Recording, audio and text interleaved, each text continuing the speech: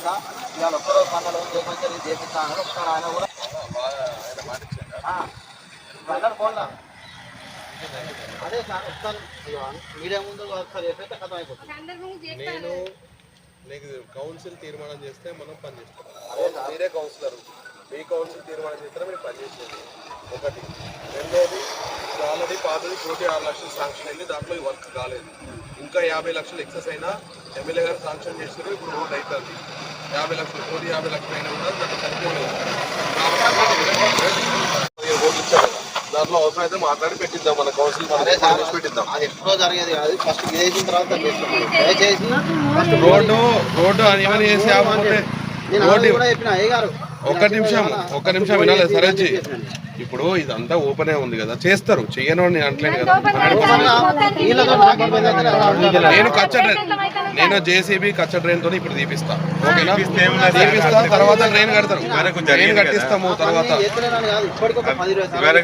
సరే సరే, నేనేం చెప్పినా సరేజీ, ఇప్పుడు మనకి ఇది ₹1,00,00,000 ఇంకో 50 లక్షలు ఎక్సెస్ శాంక్షన్ చేయించుకున్నాం మనము. అయితే రోడ్డు డ్రైన్ కూడా అవుతుంది, ఒకదానితో ఒకటి అవుతుంది. మున్సిపాలిటీలో కూడా ఒకటేసారి చేస్తారు, అది ఒకటేసారి అన్ని సమస్యలు పరిష్కారం కావు. రోడ్డు ఇంపార్టెంట్ ఉంది కాబట్టి రోడ్డు చేసినాం, తర్వాత డ్రైన్ చేస్తాము. రేవంత్ రెడ్డి గారు ఇట్లా దీని మీద పోయారు, ముఖ్యమంత్రి గారు పోలేదండి దీని మీద. జనాల కోసం చేసింది, జనాల కోసం చేసిండ్రు. సరే సరే జీ, మేమేమంటున్నాం సరే జీ, ఇది చేసిన తర్వాత మేమేం చెప్తున్నాము, ఇది అయిపోయిన తర్వాత నెక్స్ట్ మన గౌరవ ఎమ్మెల్యే గారి దృష్టికి నేను తీసుకెళ్తా. ఇది అయిపోయింది, దీనికి 50 లక్షలు ఇచ్చాడు, దానికి కూడా ఎంత అవుతుందో ఎస్టిమేట్ చేసి అడుగుతాం. అదే దృష్టికి తీసుకెళ్తాం. సరే జీ, మేమంటున్నాము, మీ కౌన్సిలర్ డిసైడ్ చేసేది, మీరు కౌన్సిలరే, మీరు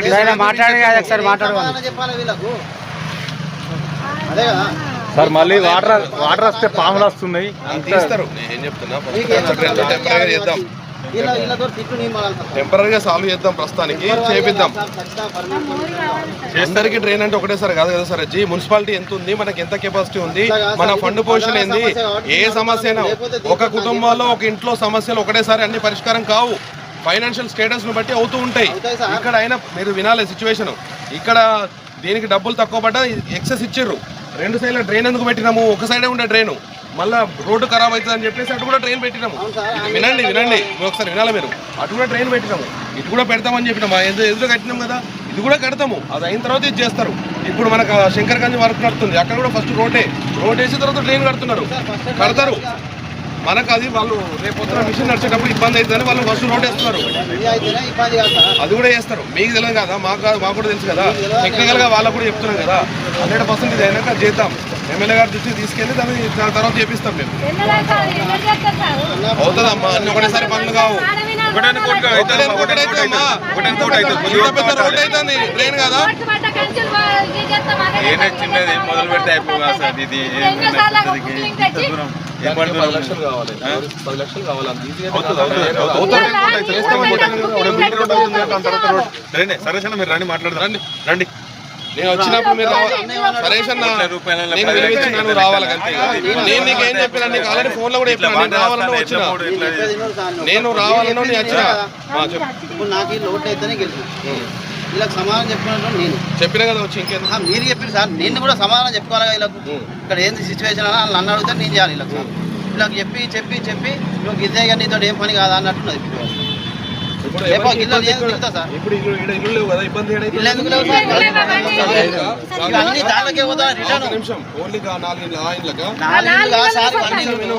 ఆ 4 ఇండ్లకు మనం కింద తీసినాం కదా, తీసినాం కదా ట్రైన్. ఆ రోజు బావి కింద మనం ఆ రోజు కొట్టి ఇది వెనక్కి రావాలా, ఇటు రివర్స్ రావాలా, ఇవి రివర్స్ రావాలా. ఫస్ట్ పని చేద్దాం, కచ్చ ట్రైన్ తీద్దాం. టెంపరేచర్ ఇప్పుడు డెప్త్ ఎట్లా సార్ మరి మీ సమస్య పరిష్కారం చేద్దామని దానికి అప్పటి నుంచి కష్టపడతాడు, చేస్తాడు. ఇక సరే జీ, రండి ఒకసారి. ఈ గదిల వరకు సరే జీ. మొత్తం వాంతులు సరే రావడం, జీ, అయిపోయింది కదా. డెంగ్యూ జ్వరాలు వచ్చి సార్ ఇంటింటికి పేషెంట్ అవుతాను. సరే. నాలుగే ఇళ్ళు అని అంటారు సార్, నాలుగు ఇళ్ళు అయితే వీళ్ళు ఒక్కరు ఉన్నారు, రెండు ఇళ్ళు అయితే అయిపోయాయి. మొత్తం ఆడవాడు అయినట్టేనా?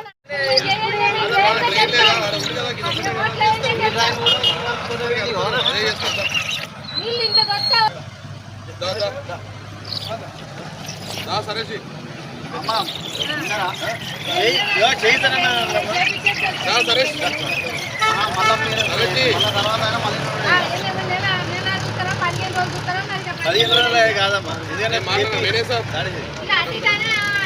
దా, సరే జీ.